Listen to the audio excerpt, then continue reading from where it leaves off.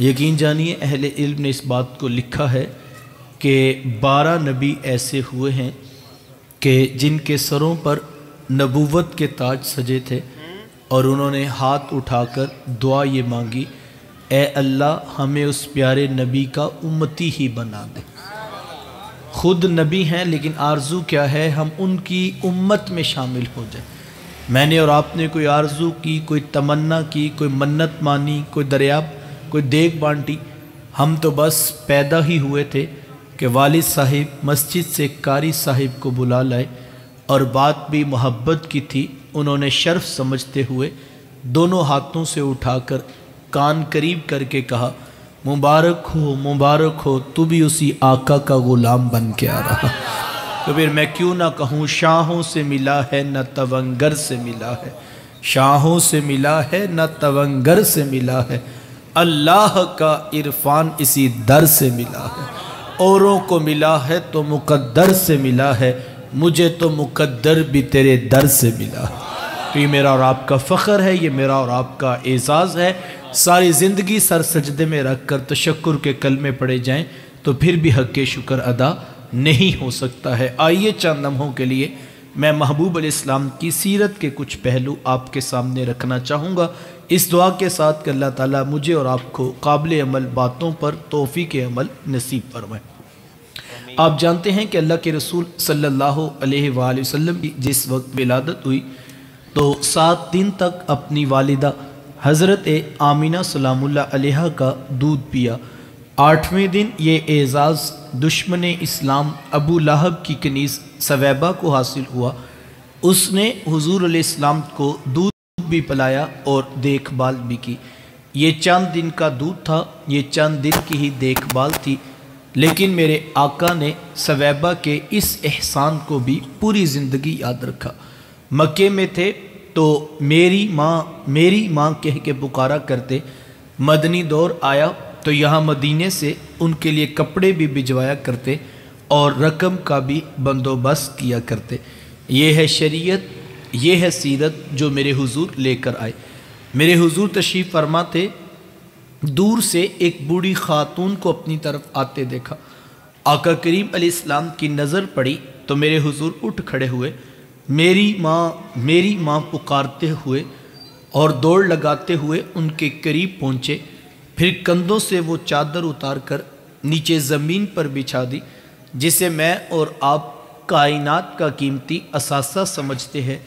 اپنی والدہ کو اس چادر کے اوپر بٹھایا، کان لگا کر گھنٹوں ان کی باتیں سنی، اور جب وہ بوڑھی خاتون خود اٹھ کر واپس جانے لگی تو کسی نے راوی سے پوچھ لیا، یہ آنے والی خوش قسمت خاتون کون تھی کہ محبوب علیہ السلام نے کندھوں کی چادر ان کے قدموں کے نیچے بچھا دی؟ تو بتانے والے نے بتایا کہ تمہیں نہیں پتہ، یہی تو حضور علیہ السلام کی رضائی والدہ حضرت حلیمہ سعدیہ سلام اللہ علیہ۔ سگی ماں تو سگی ماں ہوتی ہے، میرے محبوب علیہ السلام نے تو دودھ پلانے والی ماں کو بھی اتنی عزتیں عطا کی ہیں۔ ماں باپ کیا ہوتے ہیں یہ زمانے کو میرے حضور علیہ السلام نے آ کر بتلایا۔ آقا کریم علیہ السلام ایک دن صحابہ کو نماز پڑھانے آئے، تاحد نگاہ صحابہ نے اٹھ کر حضور کا استقبال کیا، محبتوں برا یہ ہجوم دیکھا تو چھم چھم آنکھوں سے آنسو برسنے لگے۔ ایک ٹھنڈی آہ بری اور کیا فرمایا، لو ادرکت والدیہ او احدہما، کاش آج میرے ماں باپ بھی زندہ ہوتے یا ان میں سے کوئی ایک ہی زندہ ہوتا، پھر میں لوگوں کو نماز عشاء پڑھا رہا ہوتا، اس میں سورہ فاتحہ کی تلاوت کر رہا ہوتا، پھر میری ماں کو میرے ساتھ کوئی کام یاد آ جاتا، وہ دروازے پہ آتی، چلمن سرکاتی، اپنے میٹھے اور پیار بھرے لہجے میں فرماتی، ابنی محمد، میرے بیٹے محمد میری بات تو سنو۔ کہا لوگوں میں نماز کا مصلی چھوڑ کر پہلے ماں کی بات کو سن لیتا۔ زمانے کو عملاً بتایا ماں کا وجود کتنا معتبر ہوتا ہے۔ بیٹیاں کیا ہوتی ہیں یہ زمانے کو میرے محبوب علیہ السلام نے آ کر بتلایا۔ آقا کریم علیہ السلام کی آمد سے قبل آپ تاریخ عرب اٹھائیں، جب کسی کے ہاں بیٹی پیدا ہوتی تو شرم سے اس کا منہ کالا ہو جاتا۔ عزت اور آبرو بچانے کا ایک ہی راستہ ہوتا کہ ظالم باپ ماں کی ممتا بری گود سے پھول جیسی بیٹی چھینتا، گڑھا کھود کے دھکا دے کر اوپر مٹی ڈال دیتا۔ اگر کوئی باپ اتنا ظالم تھا، اتنا سفاک تھا، تو وہ اس قابل تھا کہ وہ معاشرے میں سر اٹھا کر جی سکتا ہے۔ یہ عرب معاشرہ ہے جس کو قرآن مجید فرقان حمید نے بھی بیان کیا ہے۔ وہ عملاً بیٹیوں کو ذبح کیا کرتے اور بہنوں کو زندہ درگور کر دیا کرتے۔ جس دور میں بیٹی ذبح کی جا رہی تھی، جس دور میں بہن زندہ درگور کر دی جاتی، میرے حضور اس دور میں کلمہ حق بلند کیا اور حضور میں بیٹیوں کو ذبح کرنے والوں سن لو، فاطمہ تو بدعۃ منی، میری فاطمہ تو میرے جگر کا بھی ٹکڑا ہے۔ یہ کلمہ محبت بھی ہے، یہ کلمہ جہاد بھی ہے۔ دیکھیں آج میں یا آپ اپنی بیٹی یا بہن کے لیے کوئی پیار بری بات کہیں تو یہ بہت بڑی بات نہیں ہے۔ آج اس معاشرے میں بیٹی کی عزت ہے، آج اس معاشرے میں بہن کا وقار ہے۔ یوں ہی تو نہیں بوڑھا باپ اپنی جھکی ہوئی کمر پہ بوریاں لاد لاد کے مزدوری کر رہا ہے کہ میں نے اپنی بیٹی کو عزت کے ساتھ رخصت کرنا ہے۔ جوان سال بائی فیکٹری میں اوور ٹائم لگا رہے ہیں کہ ہم نے بہنوں کو عزت کے ساتھ بیانا ہے۔ یار یہ باپ تو ذبح کرتا تھا، یہ بھائی تو زندہ درگور کر دیتا تھا، ان کے سینے میں اتنا کوٹ کوٹ کر پیار کس نے بھر دیا؟ جواب ایک ہی ملے گا، یہ فیض ہے آمینہ کے لال کا، یہ فیض ہے میلاد والے آقا کا، جنہوں نے کٹتی بیٹیوں کو عزت اور ذبح ہوتی ہوئی بہنوں کو زندگی کی بہاریں عطا فرمائی۔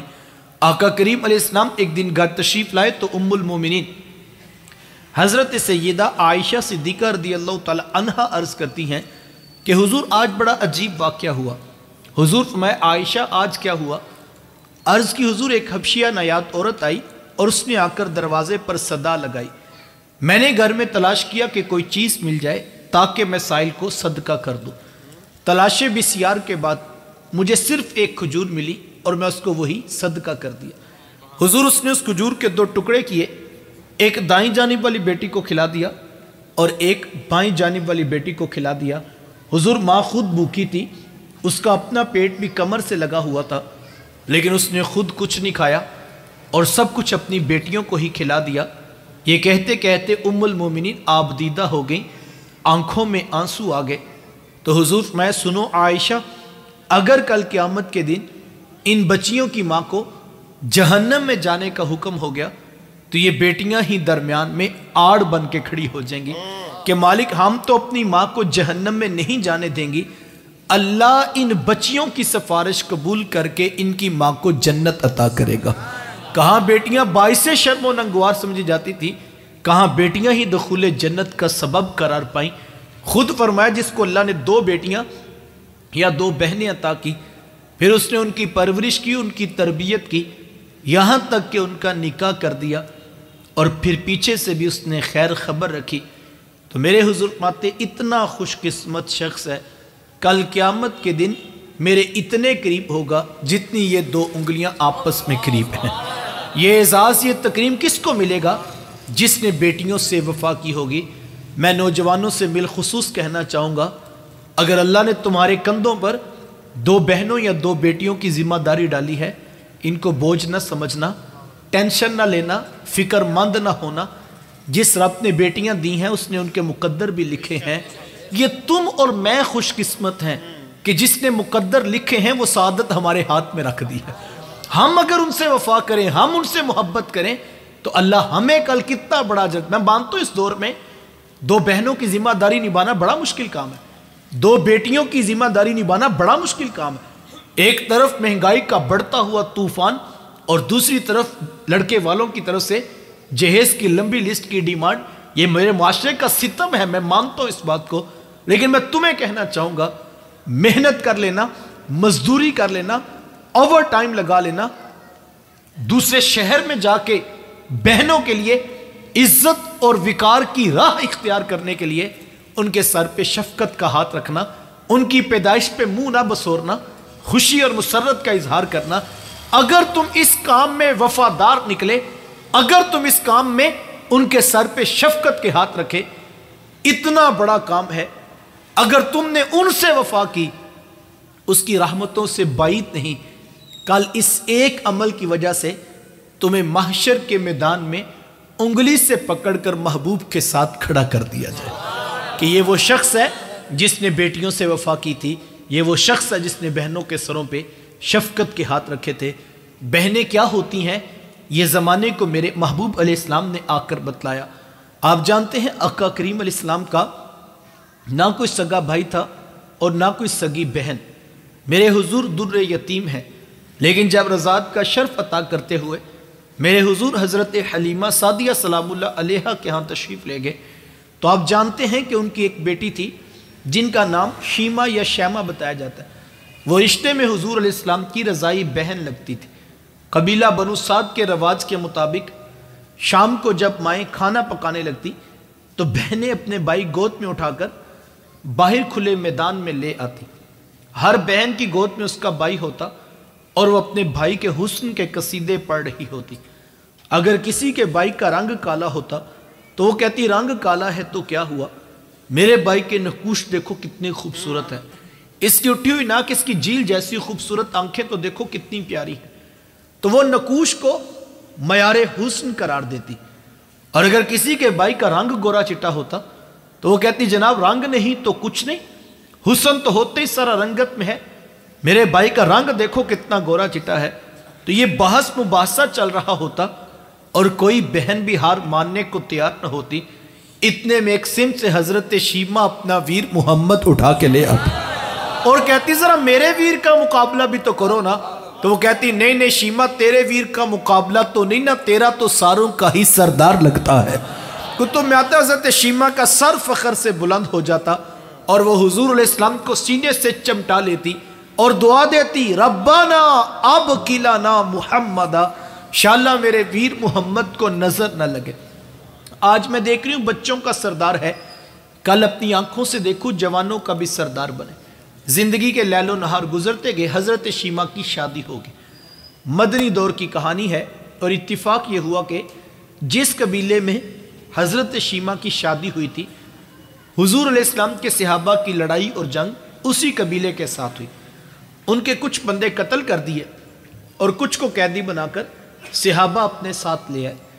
عرب کے رواج کے مطابق قیدیوں کو چھڑانے کے لیے قوم کے سردار فدیہ اور فنڈ اکٹھا کرنے کے لیے نکلے، ہر دروازے پہ دستک دیتے اور فنڈ اکٹھا کرتے۔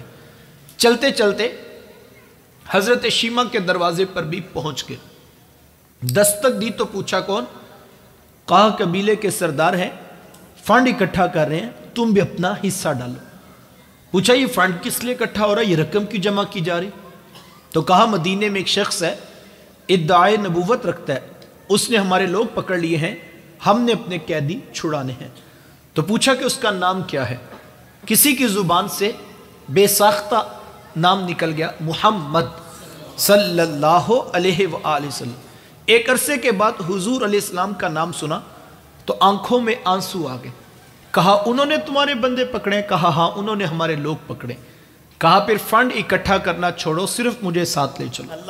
کہا تم کیا کرو گی؟ کہا تمہارے قیدی چھڑا کے لاؤں۔ کہا تم ان کو جانتی ہو؟ کہا ہاں ہاں، تمہیں نہیں پتا وہ میرے بچپن کے ویر اور بھائی لگتے ہیں، میں تمہارے قیدی چھڑا کے دکھاؤں۔ حضرت شیمہ قبیلے کے سرداروں کو ساتھ لیا اور حضور علیہ السلام کے خیمہ نوری کی طرف سفر شروع کیا۔ یہ وہ وقت تھا جب ادب کی آیات نازل ہو چکی تھی، خبردار میرے رسول کی آواز سے آواز بھی اونچی نہ کرنا ورنہ زندگی کی ساری کمائی غارت کر کے رکھ دو۔ صحابہ ننگی تلواروں سے در حبیب پہ پہرا دے رہے۔ حضرت شیمہ اس خیال سے کہ میں تو اپنے بھائی کو ملنے جا رہی ہوں، جب آگے بڑھنا چاہا تو پہرے داروں نے تلواریں سونت دی۔ رک جا دیہاتی عورت، جانتی نہیں آگے کوچہ رسول ہے، آگے تو بغیر اجازت کے جبریل نہیں جا سکتے، تو کون ہے؟ روایت میں آتا ہے جب راستہ روک دیا گیا، تلواریں سونت دی گئیں تو حضرت شیمہ نے یوں ہاتھ سے تلوار کو جھٹک کے کہا خلو سبیلی وَعَلَمُوا أَنَا أُخْتُ نَبِيِّكُمْ، کہا میری راہیں چھوڑ دو، جانتے نہیں میں تمہارے نبی کی باجی اور بہن لگتی ہوں۔ یہ آواز کانوں میں پڑی تو صحابہ کی آنکھوں پر پلکوں کی چلمنے آ گئیں، نگاہیں نیچی کر لی، تلواریں پیچھے ہٹا لی۔ حضرت شیمہ پورے پروٹوکول سے हुजूर अलैहिस्सलाम के खैमा नूरी में दाखिल हुई। मेरे हुजूर जब दूर से बहन को आते देखा, हुजूर उठकर इस्तकबाल किया, मरहबा खुशामदीद पेश करते हुए फरमाया, मेरी बहन आज किधर को आना हुआ? अर्ज़ की हुजूर आपके बंदों ने हमारे कुछ लोग पकड़ लिए हैं, मैं उन कैदियों को छुड़ाने के लिए आई हूँ। सुनो भाइयों, अल्लाह के रसूल ने क्या इरशाद फरमाया? हुजूर फरमाया, मेरी बहन तूने आने की ज़हमत क्यों गवारा की? तू घर बैठे भी पैगाम भेज देती, मैं मोहम्मद तेरे कहने पे ही सारों को छोड़ देता। ज़माने को अमलन बताया दरवाजे पर बहन का आना कितना मोतबर है। फिर चंद जोड़े, कुछ घोड़े, बहुत सारा साजो सामान, और मेरे हुजूर खुद बहन को छोड़ने के लिए दरवाजे तक तशरीफ़ ले आए। सहाबा निगाहें नीची किए महबूब अलैहिस्सलाम के अदब में खड़े थे कि हुजूर मैं सहाबा मैं जब भी कैदी छोड़ा करता हूँ पहले तुमसे मुशावरत किया करता हूँ, आज पहला मौका है, मैं कैदी भी छोड़ रहा हूँ और मैंने मशवरा भी नहीं किया है। अर्ज़ की ए बंदा नवाज, आप मालिक कुल कायनात हैं, आप जो चाहें करें, हम कौन होते हैं भला दरमियान में मशवरा देने वाले? लेकिन हुजूर जी इतना तो बताइए, आज कौन सी ख़ास बात थी कि आपने मशवरा भी ज़रूरी नहीं समझा? हुजूर मैं सहाबा, आज मेरे दरवाज़े पर मेरी बहन आ गई थी, और जब बहनें दरवाज़े पे आ जाएं, अल्लाह का रसूल उन्हें खाली नहीं मोड़ा करता। ज़माने को बहन का रिश्ता मेरे रसूल की दहलीज से मिला है। तवज्जो चाहूँगा, जिस दौर में बेटी ज़बा की जा रही थी, जिस दौर पे बहन जिंदा दरगोर कर दी जाती, जिस दौर में माँ जैसा रिश्ता भी मंडियों और बाज़ारों में बिक जाता था, उस दौर में बीवी की क्या हैसियत होगी। जबकि आज के इस तहजीब याफ्ता दौर में भी कुछ लोग बीवी को पाँव का जूता ख्याल करते हैं। ये ज़माना जाहलियत की बातें। आका करीम अलैहिस्सलाम ने अज़वाजे मुताहरात के साथ जो हुस्न सुलूक की दास्तानें रकम की हैं, ज़माना उनकी मिसाल नहीं ला सकता। किसी को मेरे हुजूर हुमैरा कह के पुकारते हैं, किसी के लिए बकरी का बच्चा ज़बा करते हैं और गोश्त के मुख्तलिफ टुकड़े उनकी सहेलियों के यहाँ बेचते हैं। हुजूर कसरत के साथ हज़रत खदीजतुल कुबरा रदियल्लाहु ताला अन्हा का जिक्र किया करते। हज़रत सय्यदा आयशा सिद्दीक़ा रदियल्लाहु ताला अन्हा फरमाती हैं कि मेरा जो उनसे रिश्ता था, एक दिन मेरी ज़ुबान से बेसाख्ता निकल गया कि हुजूर अल्लाह ने आपको बेहतर अज़वाज अता कर दी हैं और आप अभी तक उस बूढ़ी औरत का जिक्र नहीं छोड़ते। फरमाती फिर हुजूर के चेहरे पर जलाल आ गया और हुजूर फरमाए, ए आयशा, मुझे खदीजा के बारे तकलीफ़ ना दो। जब पूरे मक्के ने मेरा इनकार किया था, एक खदीजा थी जिसने मेरा इकरार किया था। कहा मैं उसे कैसे बुला सकता हूँ जब ज़माना मेरी मुखालफत कर रहा था, लेकिन खदीजा मेरे से मोहब्बत की दावेदार थी। फरमाती फिर मैंने हमेशा मोहब्बतों का ही इजहार किया और यही हज़रत खदीजतुल कुबरा रदियल्लाहु ताला अन्हा है। जब उनका वक्त आखिर करीब आया तो हज़रत सैयदा फ़ातिमा तो ज़हरा रदियल्लाहु ताला अन्हा को भेजा और कहा, बेटा जाओ जाकर हुजूर अलैहिस्सलाम से चादर रहमत मांग लाओ। सैयदा हाज़िर खिदमत हुई और आकर अर्ज़ की कि मेरी वालिदा चादर मांग रही हैं। आका करीम अलैहिस्सलाम ने चादर भी उतार कर पेश कर दी और साथ फरमाया, बेटा अपनी वालिदा से पूछो ये चादर क्या करनी है। ये कहते कहते मेरे हुजूर भी साथ तशरीफ़ ले आए और हुजूर मैं खदीजा तूने चादर क्या करनी है? अर्ज़ किया, हुजूर मुझे जो बुखार है लगता यूँ है कि जानलेवा साबित होगा। मेरी आरज़ू ये है कि मुझे कफन मिले तो आपकी चादर रहमत में मिले। ये हुजूर अलैहिस्सलाम की सीरत का कितना बड़ा हवाला है कि यार बीवी आरज़ू कर रही हैं, अगर मुझे शोहर की चादर में कफन मिल जाए तो ये रब के हुजूर मेरी बख्शिश की ज़मानत होगी। हुजूर अलैहिस्सलाम ने चादर भी उतार कर पेश कर दी और साथ तारीख साज जुमला इरशाद फरमाया, खदीजा तूने तो सिर्फ चादर मांगी है, लौ अरती जिल्दी लाते तुकी, अगर तू मुझ मोहम्मद की जिल्द भी मांगती मैं वो भी उतार के पेश कर देता। ज़माने को रिश्तों का तकद्दुस मेरे महबूब अलैहिस्सलाम की दहलीज़े नूर से मिला है। साहिबो वक्त सिमट गया। ये वो मोहब्बतों का दिन है, ये वो उल्फतों का पैगाम है, ये वो जोड़ने वाली तालीमात हैं जो लेकर मेरे हुजूर इस कायनात में जलवा फिरास हुए। हमने हुजूर अलैहिस्सलाम की आमद की खुशी में कुमकुमे रोशन किए, हमने राहों में फूल कलियां पत्तियां भी बिछाई, हम मिठाइयाँ भी बांट रहे हैं और हम देगे भी पकाकर तकसीम कर रहे हैं। ये सब मोहब्बतों के अंदाज हैं, मैं इनकी नफ़ी नहीं करता हूँ। بڑا نادان ہوگا وہ بیچارہ جو اس عنوان پر بھی الجھ پڑا اور نہ جانے کون کون سا فتویٰ ہے جو امت پر لگا دیا گیا۔ میں تو اس موضوع پر صرف ایک جملہ کہتا ہوں، اور اگر سمجھ آ جائے تو یہ جملہ بھی کافی ہے۔ کیا خیال ہے یار، اگر حضور علیہ السلام کی آمد کی خوشی بھی نہیں منانی تو یار کائنات میں پھر خوشی بچتی کون سی ہے؟ خوشی ہوتی کیا ہے؟ خوشی کا تصور کیا ہے؟ انسان کے ساتھ پھر خوشی کا تعلق کیا ہے؟ ایک لمحے کے لیے ان کی ذات کو درمیان سے ہٹاؤ، پیچھے بچتا کیا ہے؟ پلے کیا ہے انسان کے؟ جب تک وہ نہیں آئے تھے تھا کیا؟ یہ پیدا ہوتے ماں کی گود سے چھین کر بیٹی ذبح کر دیتا تھا، اور ذبح کرنے والا کوئی پرایا نہیں ہوتا تو اسی بیٹی کا سگا باپ ہوتا تھا۔ بہن زندہ درگور کر دی جاتی تھی جناب، اور زندہ درگور کرنے والا کوئی پرایا نہیں، اسی بہن کا سگا بھائی ہوتا تھا۔ ماں منڈیوں میں بازاروں میں بیچ دی جاتی تھی۔ آج پوچھتا ہے کہ لکھا کہاں ہے؟ صاحب لکھے ہوئے کی کمی نہیں، کائنات کے اندر اترنے والی لا ریب کتاب قرآن کا لفظ لفظ حرف حرف میرے رسول کی تعریف کر رہا ہے۔ لکھے ہوئے کی کمی نہیں، لیکن ذرا اپنے اندر تو اترے انسان، اس کی حالت کیا تھی؟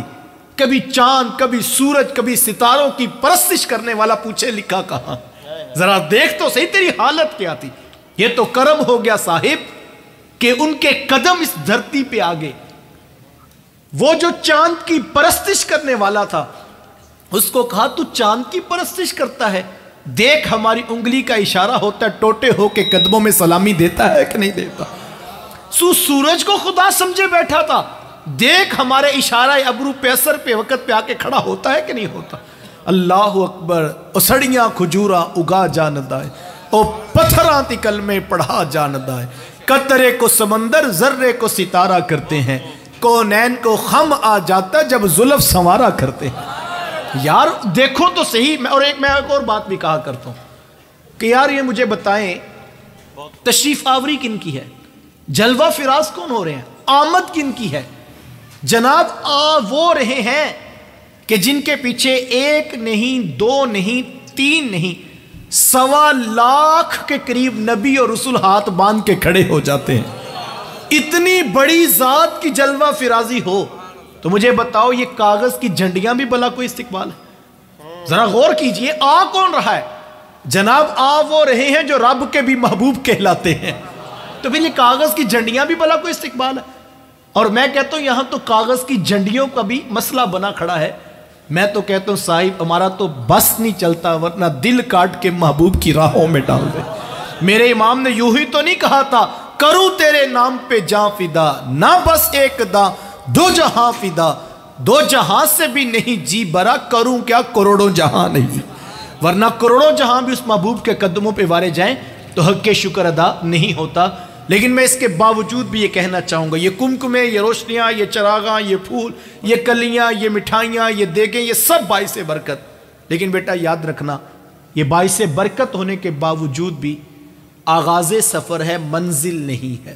اس کو منزل نہ سمجھ بیٹھنا، یہ آغاز سفر ہے۔ منزل میرے حضور کی ذات ہے، منزل ان کا پیغام ہے، منزل ان کا اسوہ نور ہے۔ بڑا نادان ہوگا نا وہ بیچارہ جو آغاز میں جھنڈیوں پہ ہی الجھ پڑا، اس کو پتہ ہی نہیں تھا یہ تو صرف کمزور لوگوں کی محبت کا استقبال ہے، اصل تو حضور کی ذات ہے، مقصد تو وہ ہے، وہاں تک پہنچانا تھا۔ اور وہ بڑا نادان ٹھہرا نا جو جھنڈیوں پہ ہی الجھ پڑا، وہ پوچھنے لگ گیا جناب یہ چراغ کہاں لکھے ہیں؟ اور وہ بھی کوئی یار عقل مند تو نہیں جو ساری رات جھنڈیاں ٹانگتا رہا، چراغ جلاتا رہا، جھنڈے محبوب کے نام کے نصب کرتا رہا، اور جب صبح فجر میں محبوب کی آنکھوں کی ٹھنڈ کی باری آئی تو اس کی آنکھ ہی نہ کھلی۔ وہ بھی تو کوئی عقل مند نہیں نا۔ عقل مند اور دانا وہ ہے کہ جب محبوب کی آمد کا موسم شروع ہوا، اس کی آنکھوں میں محبوب کی آنکھوں میں اس کی آنکھوں میں محبوب کے نام کے آنسو تے لبوں پہ سونے محمد کا درود تھا، اور اس کی پیشانی مالک کی دہلیز پہ جھکی ہوئی تھی۔ وہی کامیاب ہے۔ میں اپنی ساری بات کو 2 جملوں میں مکمل کروں تو میرے شیخ طریقت میلاد والوں کی منزل بیان کیا کرتے ہیں، اور آپ فرماتے بیٹا یہ نہ ہو کہ لوگ تم سے پوچھیں کہ تم کون ہوتے ہو اور تم پاسپورٹ سے مذہب کا خانہ دکھاؤ، یہ دیکھو اسلام لکھا ہے مسلمان ہوتے ہیں۔ کہا نہیں بیٹا، نہ کسی کو پوچھنا پڑے، نہ کسی کو بتانا پڑے، تم دور سے آ رہے ہو تمہاری وضاقت، شکل و صورت، چال ڈھال، انداز معاشرت اتنا خوبصورت ہو کہ لوگ مسکرا کے کہیں وہ دیکھیے میلاد والے آقا کا امتی آ رہا ہے۔ یہ ہم میلاد والوں کی منزل ہے۔ یہ نہ ہو کہ ہمیں قسم اٹھا کے بتانا پڑے جناب ہماری دکان پہ 1 نمبر مال ہے، ہمیں بڑا بورڈ لگا کے نہ بتانا پڑے یہاں دھوکہ نہیں ہوتا، ہاں ہمیں سینے کا زور لگا کے نہ بتانا پڑے یہاں جھوٹ نہیں بولا جاتا، فراڈ نہیں کیا جاتا، بلکہ لطف تو اس کا ہے کہ لوگ اس کی گواہی دیں کہ جناب ہم ضمانت دیتے ہیں اس دکان پہ دھوکہ نہیں ہوتا، جناب ہم ضمانت دیتے ہیں یہاں خالص مال ملتا ہے، ہم ضمانت دیتے ہیں یہ فراڈ نہیں کر سکتا۔ تو کوئی پوچھے گا نا آپ اتنی ضمانت اس دور میں کیسے دیتے ہیں؟ یار لطف اس دن آئے گا جب کوئی حوالہ دے کہ جناب یہ ہمارے محلے میں میلاد کرواتا ہے اور میلاد والا کبھی جھوٹا ہو ہی نہیں سکتا۔ یہ معیار قائم کرنا ہے میلاد والوں نے، اور یہ معیار جب ہم قائم کریں گے تو پھر لوگ دین رسول سے جڑتے چلے جائیں گے۔ اسی فکر کی آپ جاری کے لیے آپ لوگ خوش قسمت ہیں کہ آپ کے لیے ایک بہت بڑی خوشخبری، کل انشاءاللہ العزیز بعد از نماز مغرب میرے استاذ المکرم علامہ پیرزادہ محمد رضا ثاقب مصطفی صاحب آپ کے شہر فیصل آباد میں بالکل آپ کے قریب دھوبی گھاٹ گراؤنڈ میں تشریف لا رہے ہیں۔ چھٹی کا دن ہے، خود بھی تشریف لائیں۔ میں یہ کہوں کہ آپ سب آئیں گے تو نہیں، میں یہ کہتا ہوں آپ سب میں سے ہر شخص 10 لوگوں کو ساتھ لے کر آئے گا، اور یہ بہت بڑا کام ہے، اس کو عام کام نہ سمجھیے۔ جب وہ شخصیت گفتگو کرتی ہیں، یہ میں نہیں کہہ رہا پورا زمانہ کہتا ہے کہ دلوں میں دھڑکن جو ہے تیز ہو جاتی ہے، ایمان کا چراغ جو ہے وہ جلنے لگتا ہے، اور سینکڑوں نہیں ہزاروں لوگ ہیں، ہم خود اس کی مثال ہیں۔ اللہ بھلا کرے اس شخص کا جس نے ایک دن ہمیں کہا یار یہاں آپ کے شہر میں گجرانوالہ میں ایک شخص جو ہے وہ درد والا ہے اور وہ حضور کی امت سے پیار کرتا ہے، تم ان کے پیچھے جا کے صرف ایک جمعہ پڑھ کے آؤ۔ اللہ بھلا کرے جس نے ایک جمعے کی دعوت دی، آج اللہ کی توفیق سے ہم ان راہوں پہ چل پڑے۔ یہ ایک لمحہ ہوتا ہے، ہو سکتا ہے میری دعوت پر، آپ کی دعوت پر کل جب کوئی نوجوان آئے کسی درد والے کی زبان کا ایسا جملہ، کوئی قرآن کا جز، کوئی قرآن کی آیت، کوئی حدیث کا ٹکڑا اس کو نصیب ہو جائے کہ اس کے اندر کے سارے زنگ ٹوٹ جائیں اور اس کو در رسول کی غلامی نصیب ہو جائے۔ یہ بہت بڑا کام ہے، اس کام کی خوب دعوت دیجئے، کل کا سارا دن اس کام میں لگا دے۔ مغرب ٹائم حضرت نے تشریف لانا ہے، میں اور آپ پورے جذبوں کی فراوانی کے ساتھ گھر گھر میں دستک دے کر ہم دعوت دیں، دوستوں کو، خاندان والوں کو، رشتہ داروں کو، سوشل میڈیا کے تھرو ہم اس کی کل ذمہ داری لے لیں۔ چونکہ ہمارے دوست بتا رہے کہ اجازت لیتے لیتے وقت تھوڑا بچا اور 3-4 دن ملے، انہوں نے ایڈورٹائزمنٹ کی ہے، لیکن میں یہ چاہتا ہوں اتنے لوگ اگر 10 بندوں کی ذمہ داری لے کر ان کو 10 کو ساتھ لے کر آئیں اور ہم گروہ در گروہ شامل ہو جائیں، کیا پتہ کسی کی گفتگو کا ایک جملہ اور ان کی زبان کا نکلا ہوا رسول کریم علیہ السلام کی حدیث کا کوئی جز کسی کے من میں اتر جائے اور اس کو دین کی راہیں نصیب ہو۔ یہ بہت بڑا کام ہے، اس کے لیے مجھے اور آپ کو اپنے حصے کا چراغ روشن کرنا ہے۔ اللہ مجھے آپ کو توفیقات عمل نصیب فرمائے۔ وآخر دعوایا ان الحمدللہ رب العالمین۔